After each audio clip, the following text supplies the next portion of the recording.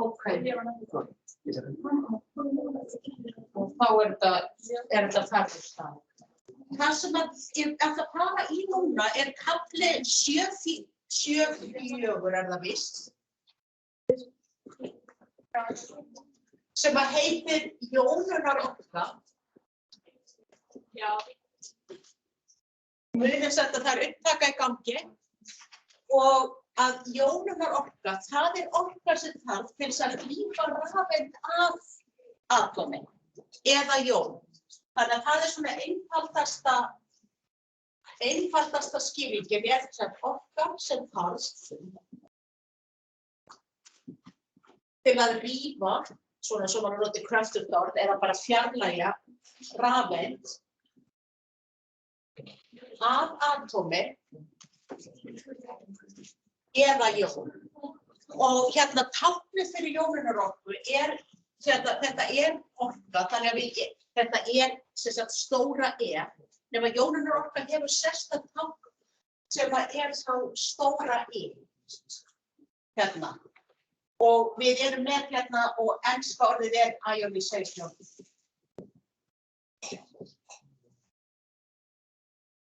Energy. Og hérna einingi myndi vera joule á mól. Þannig að það verið að skoða alltaf mól af atómum og skilgreiningin sem svona eftir svona krossa spurningar skilgreining sem sagt hvað af þessu jónunarorka og það væri þá það skilgreining að jónunarorka sú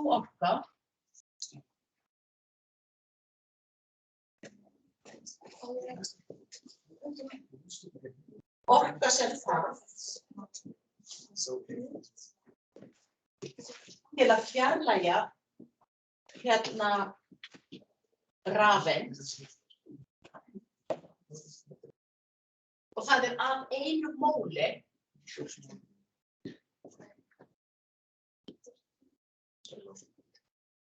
af annarkvort frumefni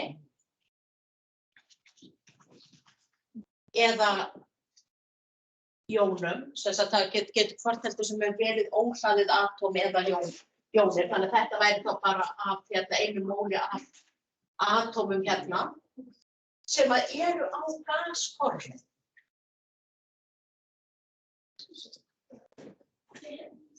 Þannig að það sem skiptir máli það að ef þið með, ég ætla að taka núna dæmi þetta, sem þá ekki hluti af skilgreiningunni, en dæmi væri ef ég væri með flúor, og það á gasformi, og það sem að myndast flúor sem búið að missa eina rafeind og verður flúrslaðið. Og það mjög mikilvægt að átta ykkur á því að þegar við erum að tala jónunarorka, þá erum við að taka rafeindir af öllum atómum og þetta líka á gasformi. Myndefni þá líka á gasformi. Þannig að flúor sem vill alltaf mynda einn mínusjón, það verið að draga rafeind af því gegn þess svona eðli. Og jónunarorka, það svona tvær þegar við erum að skoða í notukerfinu. Það sem við verðum að bera saman, þá í fyrsta lagi erum við með, ég ætla að skrifa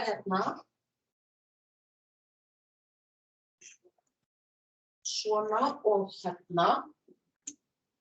ef við erum með notukerfið, að þá myndi vera það að jónunarorka hún vex frá vinstri til hægri notukerfið. Þannig að jónunarorka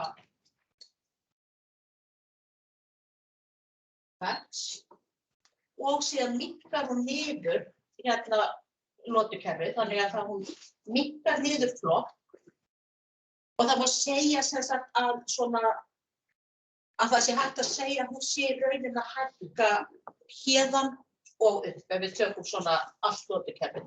Þannig að jónunarorka hækkar. Ég er alveg ánægð með pennanlega núna frekar þú allt á þér. Svo hvort við sjáum þetta með rauðu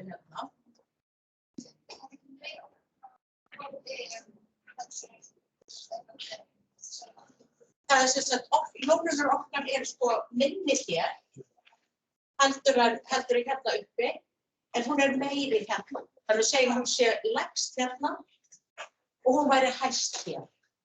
Hún vex í þessa átt og hún vex í rauninu líka. Þannig að þetta væri. Og við erum að bera saman, þegar við erum með jónunarorku, þá erum við að bera saman hins vegar fyrstu jónunarorku sem kallað svona að vera óskipunaður. Það hérna, fyrsta jónunarorka þá þegar maður tekur eina rafeind af óhlaðnu atómi. Skipta hérna svona. Við erum alltaf að tala sem sagt eina rafeind í hvert skipti. Taka þá rafeinda atómi eða jón. Við taka þetta hérna. Rafeind.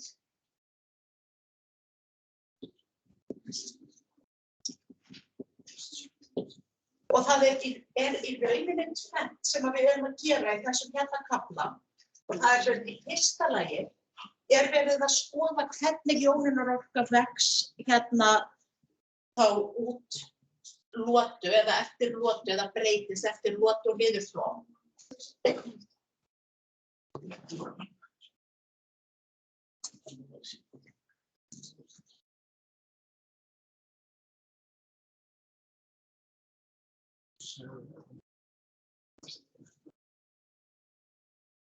Breytist innan lotu. Þannig erum við þá að skoða það. Og síðan innan flokks. Það erum alltaf að skoða sem innan lotu, þá erum við að skoða hérna láréttu lotukerfinu eða innan flokks að skoða þá hérna í rauninni lóðrétt niður. Hérna hvernig hún breytist þar. Það það fyrsta. Og sér í öðru lagi að skoða hvernig jónunarorka breytist fyrir sama atóm.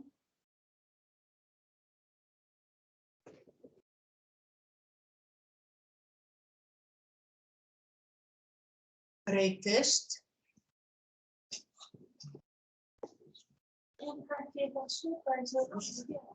Þetta mjög svipað því sem við vorum að gera.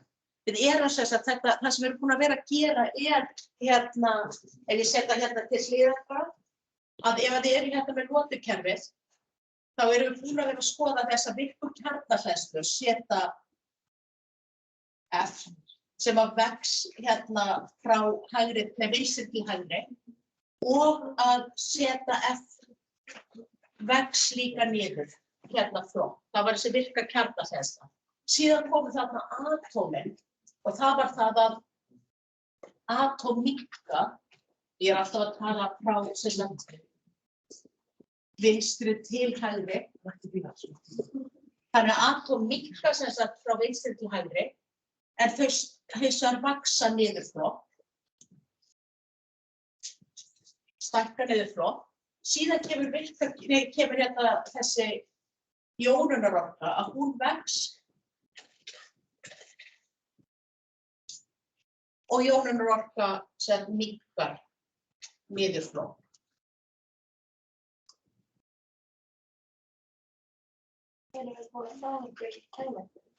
Nei, ég tek dæmi bara í lok 54 kaflana.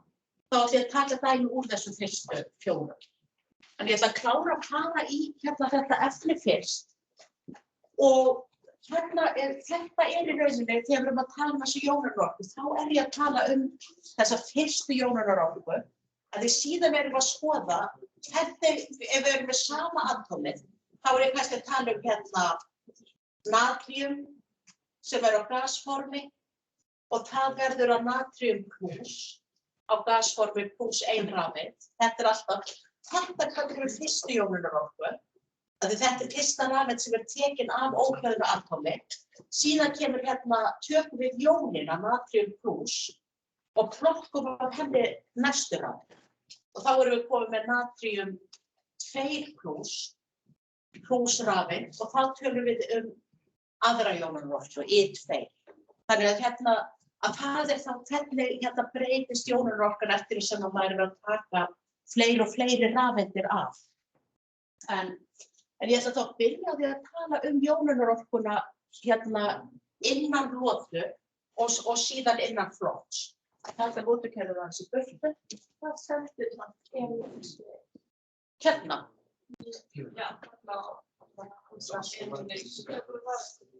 Já, E- þetta bara rafeind. Bara táknið fyrir rafeind. Taka þetta burt. Og sýna ykkur síðan ef við skoðum innan lotu, þá ætla ég að taka 2 dæmi og ég ætla að taka þá muninn á jónunarorku annars vegar fyrir lithium og síðan fyrir flúor, þar sem við erum að fara þá frá vinstri til hægri þarna, taka mjög stórt stökk og síðan að fara niður í natrium, sem sagt, þá lithium natrium, þá innan flokks. En hérna myndi ég vera með að innan lotu þá tek ég hérna dæmi að við erum með lithium sem á gasformi og lithium við erum með 3 klúsa í kjarnanum og síðan erum við með rafeindir á brautunum í kring. Og nú erum við að tala hvað þarf mikla orku til þess að taka þessar rafeindir burtu. Og við erum þá með 1 mól af þessum Og við erum þá með það myndast lithium gas og það plús, það er að taka eina rafeind af. Og E1 sama sem, og fyrir lithium það 520 kilojúlamól.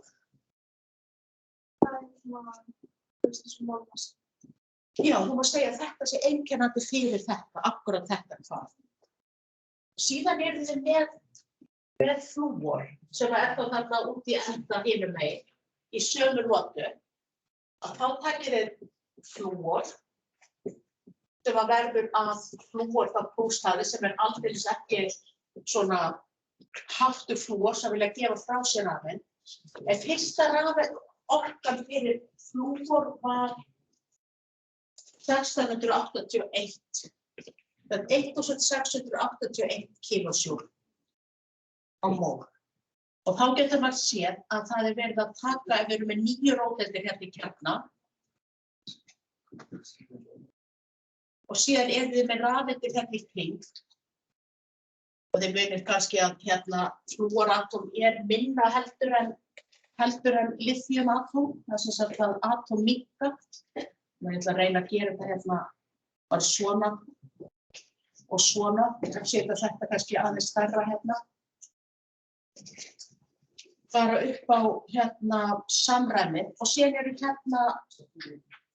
4, 5, 6, 7 og við erum að tala þessa rafeind. Eina rafeind af flúor sem tekin í burtu til þess að gera flúorplúsjón. Nema að þið munið kannski með miklu kjarnahleðsluna að fyrir þessa kjarnarafeind þá virka kjarnahleðslan 1 plús. Það bara í rauninni finnur þessi rafeind bara fyrir 1 róteind. En þessar eru skermandi og taka þeir burtu. Þessi hins vegar, virka kjarnahleðslan, sama sem 7 plús. Þannig að þessi rafeind finnur fyrir 7 róteindir sem allar toga í hana. Þannig að myndið þið vera með ástæðuna fyrir því að það miklu erfiðara og það kostar meiri orku að rífa þessa rafeindir burtu. Það að því kjarninn heldur fastar í rafeindirnar.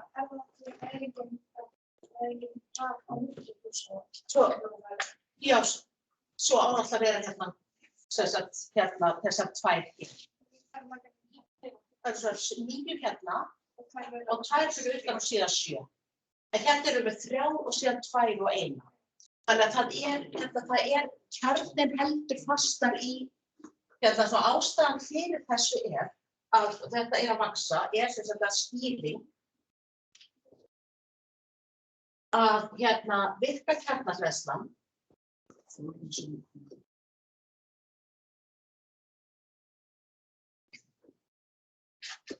vex frá vinstri til hægri.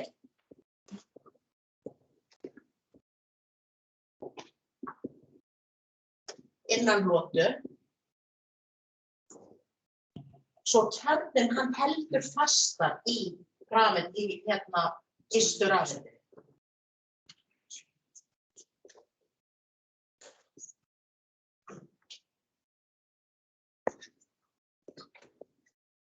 Og það þýðir það að það þarf alltaf meiri og meiri orku til þess að rífa þær í burtu.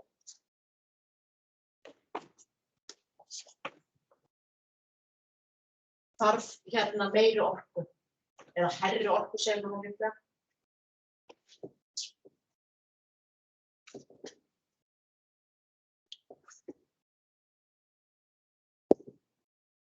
Og þetta skýringin á þessu sem þessi virka kjarnahleðsla. Reyndar eru tvær undantekningar. Ef ég set upp lotukerfið aftur að undantekningarnar eru þær að berilíum og bór og nitur og súrefni að það snýst við það. Þannig að berilíum með hærri jónunarorku heldur en bór og nitur með hærri jónunarorku heldur en súrefni. Og þið þurfa að geta útskýrt það. Þess vegna þarf hærri orku til að taka rafeind.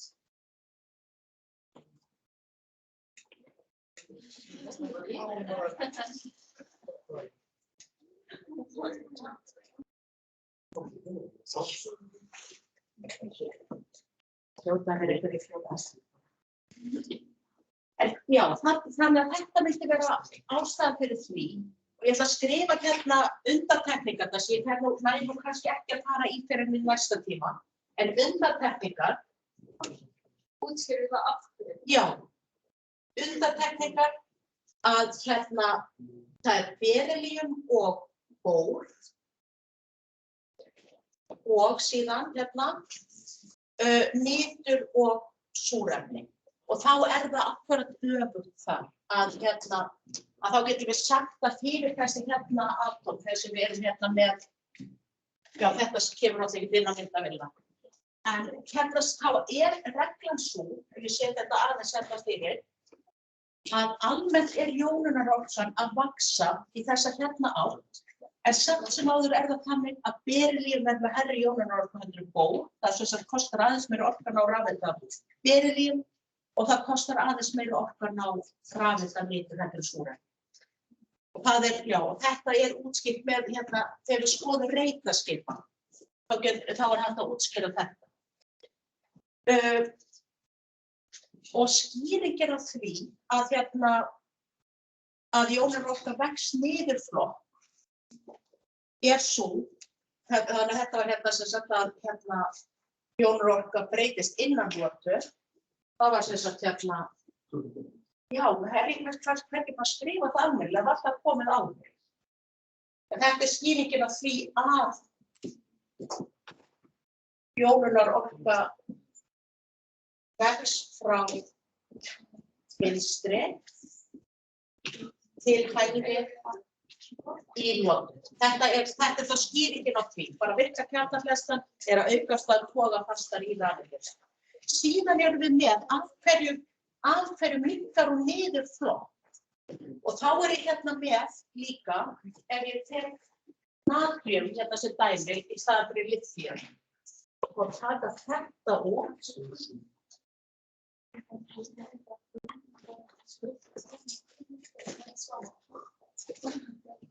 Þannig að fyrir við þá innan flokks. Þá ég búin að taka lithium og fer svo yfir í natríum. Þá erum við með að natríum verður að natríum plús ein rafeind. Og erum við með að þessi fyrsta jónunarorka sama sem og það var 496 kilojúlamól. Þannig að erum við að fara frá 520 niður í 496 og bara svo það sé á hreinu þá erum við með lithium sem alkali málmur. Natríum sem sagt fyrir neðan það í lotu meðan flúor þá innan sömu lotu. Þannig vorum að skoða hvernig breytist þetta í þessa átt og hvernig breytist þetta niður. Og það greinilegt að það að aukast, að vaxa sem sagt niðurflokk og ástæðan fyrir því sú að alveg svo með þið munið kannski að atóm vaxa niðurflokk, munið af hverju það var. Af hverju atóm vaxa niðurflokk? Jú, það eru fleiri svigrúm og rafeindirnar alltaf að fara fjær og fjær kjarna. Þannig að alveg sama hversu sterk virka kjarnahleðslan ef það er mjög langt í rafeindina, að þá hún ekki eins mikil. Þannig að við getum sagt að hljóðunarorka vex með minnkar niðurflokk. Já.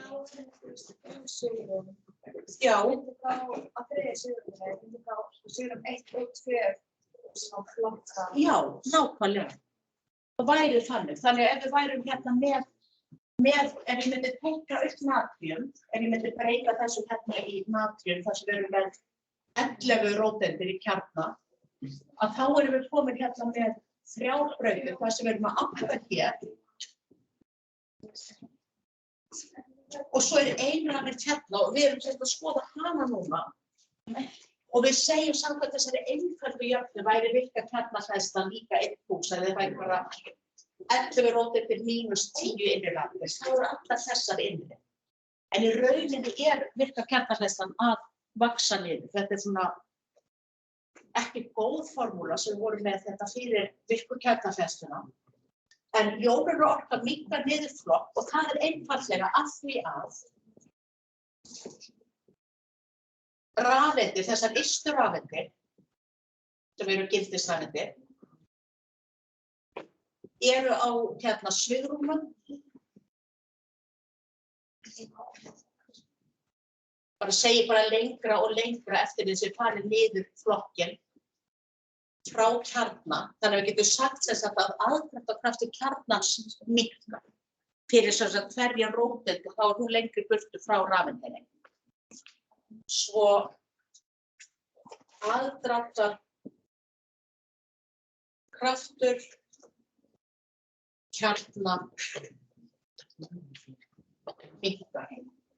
Þannig að ég reyndi að útskýra þetta aðeins í 5. Ég ætla að setja innan sviga, tók svo að setja F vaxi niðurflokk. Það var þessi virka kjarnahleðsla, sem var þá 1 og 7 hér. Að ef maður reyndi að sjá þetta fyrir þessi tónleika og segir að Katrín væri á sviðinu og væri á kjarninni eða þannig. Að ef ég væri sæði þá myndi ég og sæði þig, þá myndi ég skynna meira fyrir einhverjum aðdráttarkrafti eða sjá betur sviðinu eða hvað sem heldur en ég væri einhvers staðar í 5. U-stofunni á enda gangsins. Að þá trú ég sæði þig og það væri ekkert margir fyrir, þá myndi samt sem áður maður sæði ekki skref. Og það sama með róteindirnar, að því lengra sem rafeindirnar eru burtu, því minna í rauninu upplifir þessi rafeind kjarna. Já, þú finnur mikinn kraft með segulinn, svo dregur hún stundu og svo allt í einu ekkert sem heldur þessu lengur. Þannig að þetta svo ætla ég að taka þetta þá sérstaklega fyrir, að þið gerir það ekki bara núna. Þessar 2 undantekningar. Við tek þær hér.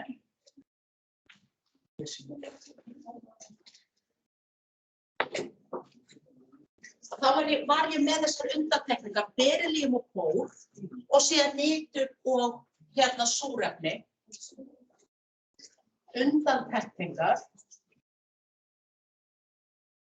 Að þá segjum við það að fyrir berilíum sem með 4 róteindir og síðan bór með 5, að þá erum við 4 berilíum og svo erum við með 5 bór. Að ef við skoðum rafeindaskipanina sem 1s2, 2s2, hérna erum við með 1s2, 2s2, 2p1. Og þetta hérna, þessi hér, 2P1 rafeind, hún orkuhærri, eða þetta P-svigrúm orkuhærra en S. Það var þannig þegar það raðast inn. Þannig að hérna við teiknum þetta upp hérna sem á reiknaskipan. Það sem ég með 1S, 2S, 2P og seti rafeindirnar inn hér. Sjáu þið hér, þá þið hérna með þetta hérna rafeindarkerfi, bara sem sagt 1S og 2S og ekki neitt hérna. Ef við erum með bóratóm, þá myndið þið vera með þessar hérna, 2S, 2P, að þá erum við með fyllt rafeindar hérna fyrir 1S og 2S, 2, svo erum við með eina rafeind hérna. Og það vill svo til að því að P-svigrúm orkuhærri, að það auðveldara að losna við eina rafeind á P-svigrúmi, heldur við að taka einhverja paraða rafeind hér. Þannig að það minni orka í að taka þessa hérna rafeind, heldur en þessi hérna. Við getum sagt þess að minni orka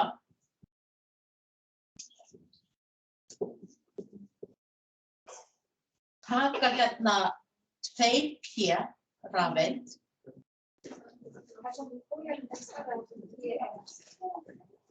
Sko, jú, það bara milli þessari tveggja. Að hérna myndu segja það að við bara berilíum stærra heldur en bór, en síðan kolefni hærra heldur en þau bæði. Já, en þá erum við ekki að taka svona einu rafeindina í burtu.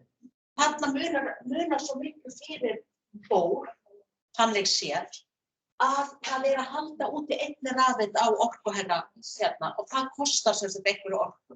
Þannig að losna við þessa rafeind, það kostar orku en það auðveldara að fjarlægja hafa heldur en þessa hérna einu. En ég ætla að gera hring utan um þess við erum að fjarlægja, þarna þessum tvær. Það tveir sem stöð.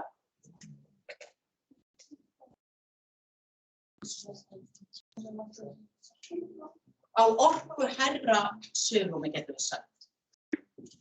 Þannig að minni orka fer ég að taka 2P rafeind sem stöð á orkuhærra svigrúmi, það náttúrulega P-svigrúm, heldur en paraða 2S rafeind. Þannig að þetta sko skýringin hérna, þannig að ef við erum að útskýra þetta prófi, þá myndum við bara segja það að það kosti minni orku að taka burtu eina rafeind á P-svigrúmi, heldur en þetta. Síðan kannski þægilega með hérna seinna, þar sem við erum að tala nitur og súrefni. Þetta var sem sagt hérna berilíum og bór. Þetta tökum við sér nitur og súrefni og nitur númer 7, þannig að það eru 7 hér og 8 rafeindir hérna. Hérna erum við með 1S2, 2S2, 2P3, 1S2, 2S2, 2P hérna 4 og reitaskiparinn, ef ég tek þetta bara frá helium, að þá erum við hérna með 2S og 2P, 1, 2, 3. Hérna erum við með helium, 2S og 2P. Hérna erum við með 1, 2, 3, 4. Og núna, hérna krakkar, minni orka sem fer í það að taka þessa hérna einu pöruðu rafeind heldur en þessa hérna og útskýringin á því það að hálffyllt svigrúm, hérna 1, 2, 3, sérlega stöðugt. Þannig að með því að taka þessa hérna rafeind þá erum við að eyðileggja það. Þetta ekki lengur hálffyllt svigrúm, en hins vegar verður þetta hálffyllt með því að taka eina rafeind. Þannig að skýringin bara þessi. Við setjum hana hérna neðst. Það getur komið með þetta. Klára bara skýringuna. Skýring og það það að hálffyllt P-stigum og reyndar það líka við D.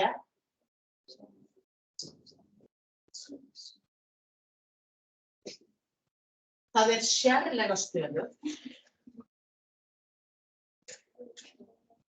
Þannig að sko að við það að missa hérna rafeind, þá hættir enn að vera með hérna hálffyllt svigrúm.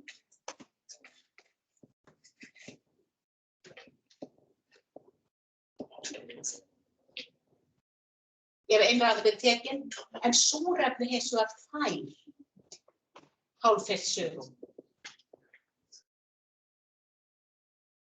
Þannig að það svona ásættanlegra fyrir súrefni heldur en hérna nitur. En hvorug vilja í rauninni missa rafeind, þau vilja nú frekar fá.